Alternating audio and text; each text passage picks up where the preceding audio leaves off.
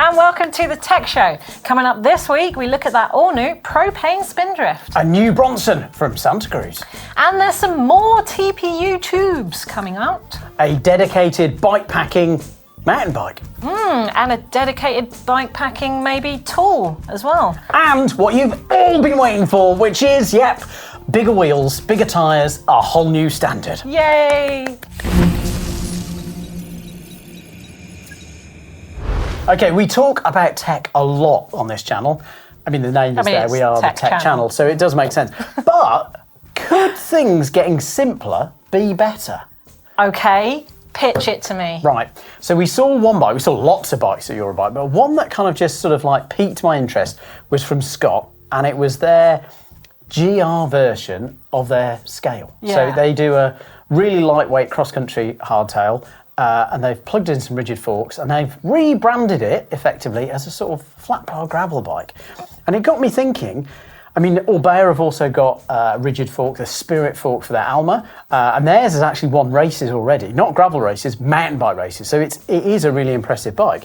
I think it's got a European title. Yeah, David Campos won the short track. He's won a couple of short tracks actually, but particularly the European Short Track Championships that's just gone. And yeah, I think Orbea actually launched a special European Championship model to the public not long ago with some cute little gold stars. The Orbea Alma with that Spirit fork is absolutely gorgeous. Yeah. And I've had the Canyon Grizzle last year as my gravel bike. Okay, yep. And this year I didn't have a gravel bike and I got the Alma. And I've got to say, all of my gravel rides I've been doing on that, and the crossover is incredible. That bike is so fast, so light. I can see why having the ability to swap out the rigid forks and make it a crossover is appealing. Yeah. And I think that's what got me thinking, is that when we started mountain biking and when they were kind of like on the hill and this whole mountain bike thing started, well, it was all about simplicity. The bikes were really simple, and then we've sort of kept bolting newer things on. So we've added gears, we've added suspension. Yeah, we've added suspension. Okay, we've now got bigger wheels and bigger tyres as well, but we've got lots more added. And it just made me think, what would be the sort of like very minimal of what we could ride? I've had a rigid 29er in the past. Okay, it did have gears, it did have hydraulic brakes. So it was sort of modern. But it got me thinking, like, what would be the very minimum of a bike that we'd ride? What would you ride? What's the very minimum that did you ride in terms of what tech is a must-have? I think a lot of our viewers are already on either rigid bikes or minimalist bikes, to be honest. There we go. Speak up, guys, in the comments. Are you already there with your sort of anti-tech tech? Oh, would you say I'm not saying it's anti-tech. No, but the Scott Scale GR stood out to you because it was different to all of the tech advancements out there. Yeah. But maybe that appeals to something inside of us about the simplicity of just getting out and mountain biking instead. Definitely. I think the problem is that I'd really want a dropper post. I mean, so gears, unfortunately, my knees don't work. Maybe I'd got the wrong, single speeders tell me if I'd got the wrong gearing, but it felt a bit too tall and my knees hurt. Then, a dropper post is just really fun nearly all the time. Yeah. So I'd want that too. Yeah. I'm getting on a bit, and now I've got a bit of a dicky broken finger. Thanks, Rich. Probably a bit of a dicky wrist as well. So again, thanks for that one, Rich. So I think I'd want a suspension fork, because maybe like a really plump... Really? Yeah, I think Victoria So you're not getting rid of really anything then? Well, I'm reducing it down. But this is I guess this is the big question point. You just go hardtail with suspension and gears and a dropper? Possibly, maybe, Suspension forks are so light these days and so good, there's just no reason not to have them unless you're a real weight weenie. Me, I couldn't get rid of gears. Absolutely couldn't get rid of gears. I think they open up, broaden the terrain that you can ride, and they make hills easier, distances easier, and more palatable. Why would you get rid of them? Well, it's less. I think coming back to the suspension fork, it is less to go wrong. That's true. I quite like that simplicity. And you go down to your garage or your bike shed, and all you've got to do is possibly pump up tyres. But depending what tubeless setup you've got with P's, you probably don't even have to do that. And you're ready to go. Yeah, there's definitely a romance about it, but whether I'd want it or not, I don't know. Should we ask the viewers? Yeah, definitely. Guys, what do you reckon? Should we start delving into anti-tech bikes? Should we start looking at rigid, single-speed, no-dropper hardtails instead that can convert to gravel? I don't know. Let us know down in the comments below what you think. Lots of news today, so I will speed through it very quickly. So, new Propain Spindrift.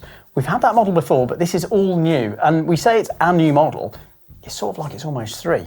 So, there's an aluminium version, there's a carbon version. The outgoing one was full-on free ride, but with this new model, what they've tried to do is broaden the horizons of the bike. And what they've done is kind of sort of cut the range up a little bit. Still all long travel, still all burly, but we've got a carbon fibre one that's still, I've got to check the details, ATSM Category 5 frame, still 180 front and rear, but they're now pitching it as like a super enduro bike. Yeah, that's pretty super. It's very at super. 180. 63.5 degree head angle, small, medium, large, all 29er, but you can MX wheel it with a flip chip, which is real nice. Storage box in the down tube, which is a very nice feature. Little tool mount on the top tube, UDH, all kind of standard. Very interestingly, they've got effectively 3 different cable rooms on all the carbon frames. Right, yeah. So you've got an A-Cross headset one, so effectively that's the upper headset where it's got a hole in, so that is very, very light and then runs through the frame. You've got the Propain 6-pack stem setup, so that's what I've got on my Tyee, and I've got to say, if it's through the headset cable ring, that is one of the nicest and cleanest setups I've used. But they've also gone, you know what, we hear what consumers are saying, and we can also do on the side of the frame. So you've got 3 options. It's real nice. Yeah, pitched as a super enduro big beast. I feel like it says Rich all over it, really, to me. Well, I think you should have the aluminium one if you're asking me. No, well, Rich is super enduro, whereas you see the aluminium one is a Blake one. Yeah, so they've reframed the frame as free ride or park bike, and there's 2 versions. There is a park bike model, which is super cool. So 180 up front, the park wrap version, you can put 200mm dual crowns on, 63.9 with 180 forks, 63.5 with the 200mm forks. Head angle, yeah. Gets a little bit confusing in terms of the frame sizing, but it does make sense. So we've got 275, the single crown one, so that's small, medium, large. Then it's 29er or mixed wheel size in medium, large and XL. So effectively, if you're a large and you wanted 275, or if you're a small and you wanted 29er, it doesn't work. But I think for a really long travel bike, I think it works. The park bike is mixed wheel size only, which I think makes complete sense. And that's only available in medium, large and XL. And all 3 of those are through the frame, not through the headset cable ring. Now, probably more exciting is pricing, because we often get new and exciting products and we don't have pricing, but we've got pricing here. So the alloy build starts from €2,999. Full build? Full build. That's ridiculous. The park bike, so that's got the 200mm dual crown fork, is $3,199. Stonking. The carbon one, so this is the super enduro one, $3,699. No. Yeah, full build. That's pretty good. I think they look awesome. Let us know in the comments which one you'd go for. Would you be a park rat or would you be a super enduroist? Let us know. Another update on the long travel is Santa Cruz's Bronson, and there's some subtle updates, but still updates nonetheless.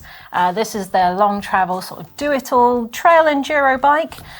It remains mixed wheel size only, with a rear travel of 150 and front of 160. But the changes are sort of not that visual. They're tweaks to the suspension. Santa Cruz say that they've improved the anti-squat, which is how much you're pedaling, stiffens up the suspension, and they say this will help with bike feel to make it more active and reduce the pedal kickback. Another interesting move from them is they've always had the C frame model and the CC frame model. So the Bronson CC is the higher spec carbon version of the Bronson. It will be lighter, more performance oriented version of the C frame. But this year now, the CC is basically wireless only. They're saying that this is wireless only. There's no ports in the rear swing arm. So this is geared just for wireless group sets. But I guess that kind of is in line with the CC, which is always a top spec. But you won't be able to buy that and make it up frame only with mechanical going forward, if that bothers you. Also, another interesting change is they've added an XXL, great for all those tall people out there, but they've also got rid of the XS, so the extra small. So bad news for the short people.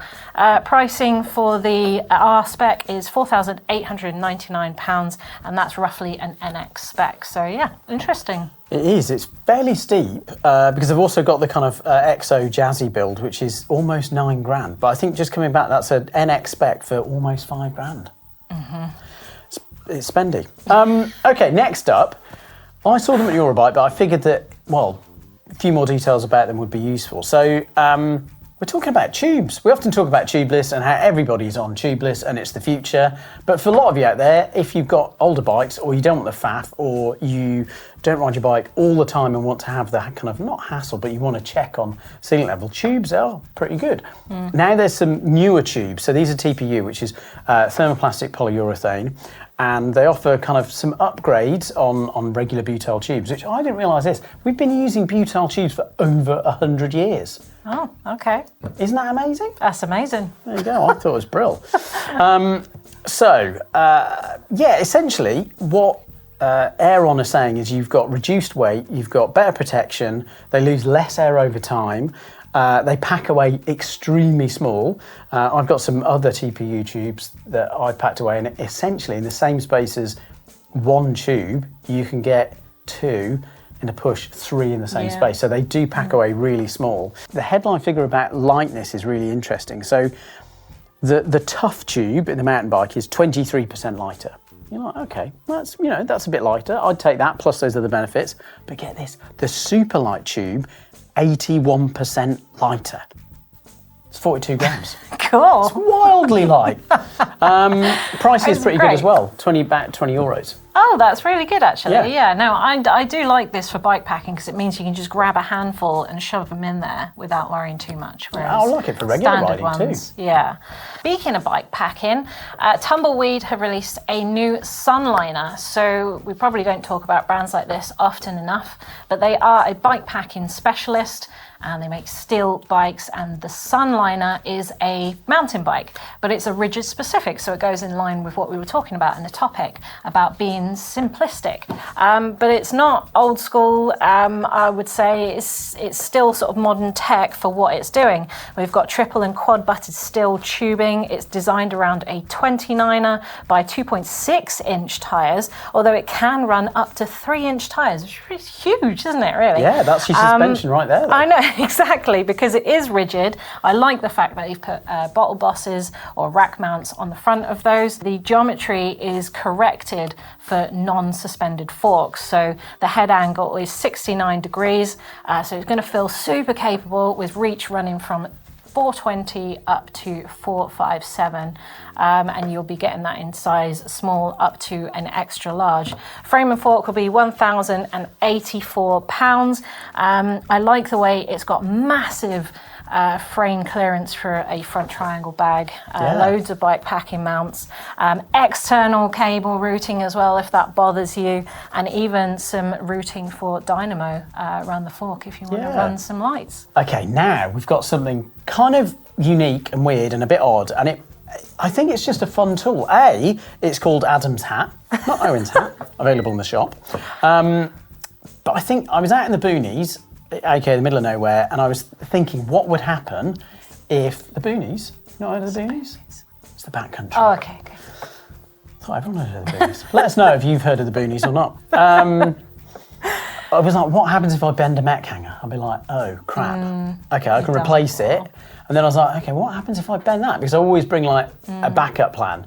And this is the backup plan to that backup plan, which I think is really good. It's very small, it's very light. Effectively, it's a threaded nut which you can thread in to where your rear mech would bolt in. So it's a bit like a normal rear mech hanger versus the newer T-type stuff.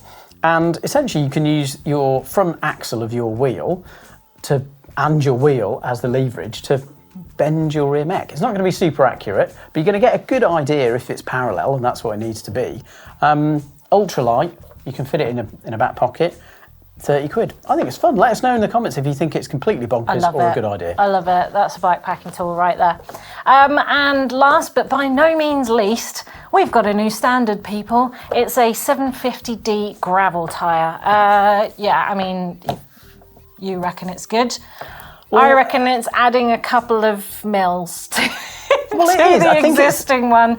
But hey, if you're an extra large rider, then maybe that is a good thing. What are you saying? At the moment, it's just in the gravel space. So Wilderness Trail, WTB Bikes released it very sort of hazily last year before a handmade bike show. There's a bit of noise about it, some cool bikes, some handmade ones. We've now got some production bikes out there from Merit Bikes. I think the bike is called the Jumbo. Great name. It looks normal. So you'll be like, but those wheels are normal. But it's not. I think what's interesting is that the outside diameter of this, even in a 40mm cross section, so this is 750 by 40, measures sort of like 2,375 versus a 29er 2.6 Enduro tyre, which you'd think is massive and bigger than a 40mm tyre, measures at 2,320. So this is quite a bit taller and quite a bit bigger. So overall about 20mm once the tyre's on there. Yeah, about give or take. Give or take. But if you're a taller rider, if you're a larger rider, having a bigger wheel I think could be really good. So if you had a 2.6 version of that, it could be really good. And which is lighter, rubber or aluminium? Yeah, well, I think it's interesting to see WTB throw their hat in the ring here. So they've now got the nano tyre for the 650D by 40 mil. 750. Oh, yeah. Sorry. No, I know, we've got 650 already. This is 750D. By 40 Get confusing. Mil. Get it right, Anna. But you know what? We've seen a lot of those 36-inch wheels coming about at Bespoke, actually. Hoon Cycles have done one, which I saw a couple of years back. And people are out there riding bigger wheels already. So the market is interested, and WTB have responded. Quiz time, Owen, your favourite time. Love it. Last week we asked Schwalbe about Schwalbe tyres and their radial casing. They weren't the first to make it. Who else has made it? And the answer is, well, Vittoria have made a Diamante Pro Radiale and Maxxis have also made a Radiale tyre. They were both on the road, but if you've given those examples, then you have some pride points. So winners on the screen here right now, and I believe we have a question for this week. Yeah, I figured it was a nerdy one last week and it got lots of people sort of like thinking and guessing, which is always good. We like that engagement. So thinking is dangerous. No, thinking's good. I really like appealing to the kind of nerdier nerds out there. So, right, we talked about tyre sizes. So what was the first official full 29er tyre? I think there's two answers, but even this morning there was a discussion there's maybe three. So there's one definite answer where it was the official first 29er production tyre. Mountain bikes, Yep. And then there's at least two others.